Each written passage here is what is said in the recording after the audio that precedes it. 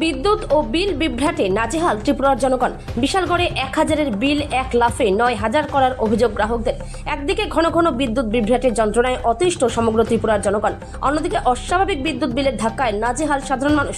গত বেশ কিছুদিন ধরে এই দ্বিমুখী সমস্যা গোটা ত্রিপুরা জুড়ে এক বিরাট আকার ধারণ করছে।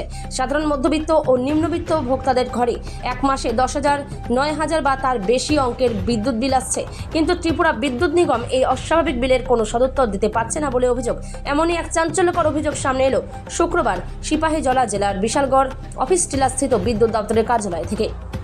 বিদ্যুৎ দপ্তরের এমন চরম দায়িত্বজ্ঞানহীন আচরণ এবং হুঁশিয়ারিতে বর্তমানে গভীর উৎকণ্ঠা ও আতঙ্কের মধ্যে দিন কাটাচ্ছেন ওই গ্রাহক সহ এলাকার বহু সাধারণ মানুষ। ত্রিপুরা থেকে বিক্রম কর্মকারের রিপোর্ট, বিগ নিউজ বাংলা। ঘটনাটা হইতেছে, আমি আজকে 12 দিন যাবৎ অফিস টিলা ইলেকট্রিক অফিসে দৌড়াদৌড়ি করতেছি আমার একটা বিদ্যুৎ বিল সমস্যা নিয়ে।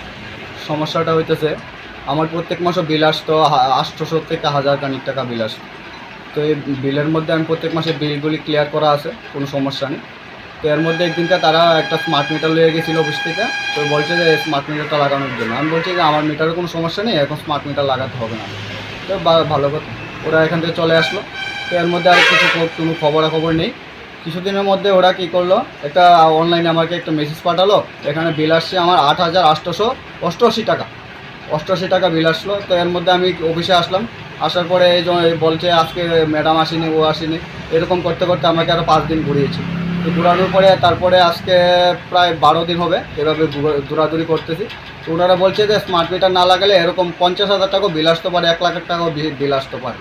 তো ভালো কথা, তো কেন আসবে? তো মিটার তো ইউনিট রয়েছে, রানিং রিডিং রয়েছে। তো রিডিং দেখার, ওনারা বলছে রিডিং দেখার আমাদের কোনো প্রয়োজন নেই, এটা আপনার ব্যাপার, আপনি দেখে নিন। কারণ আমাদের এখন দেখার দরকার নেই, আমাদের এখান থেকে লোক যাবে না দেখার জন্য, আপনি আপনারটা দেখে নিন।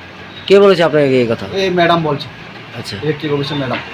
তো উনি বলছে যে এই কথা।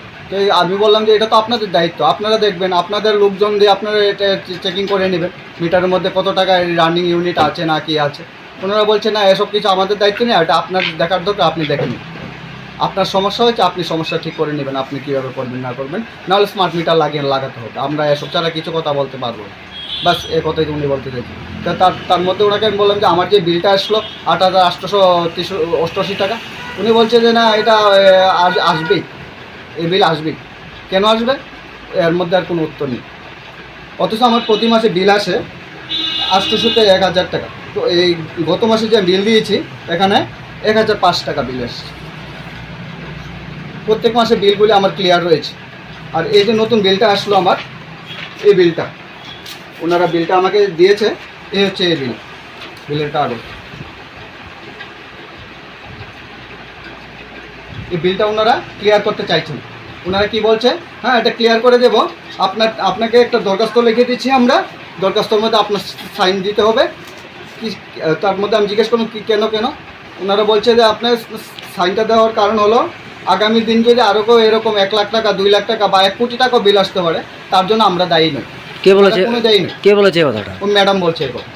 ম্যাডাম বলেছে মানে যে 1 লক্ষ টাকা বা 1 লক্ষ বা বেশি আসতে পারে, তার জন্য ওনারা কোনো দায়ী নেই।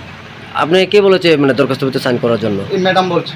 ম্যাডাম বলেছে না? ম্যাডাম বলছে। এখন আপনি কি চাইতেছেন? আমি চাইতে যে আমার সম্পূর্ণ যে সমস্যা রয়েছে এটা সলভ করে দিয়ে আমার যে মিটার রিডিং রয়েছে, মিটার রিডিং অনুযায়ী ওনারা বিল করুক, আমি বিল দিতে রাজি, প্রস্তুত। কিন্তু ওনারা এটা মানছে না আমার কথা। আজকে 12 দিন যাবৎ আমি এখানে আসছি আর দিন শেষ করে চলে যাচ্ছি।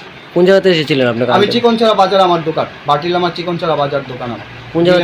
কোন জায়গাতে এসেছিলেন আপনি কারেন্ট বিল দিতে? অফিস টিলা, বিশালগড় অফিস টিলা ইলেকট্রিক অফিস। আপনার নাম?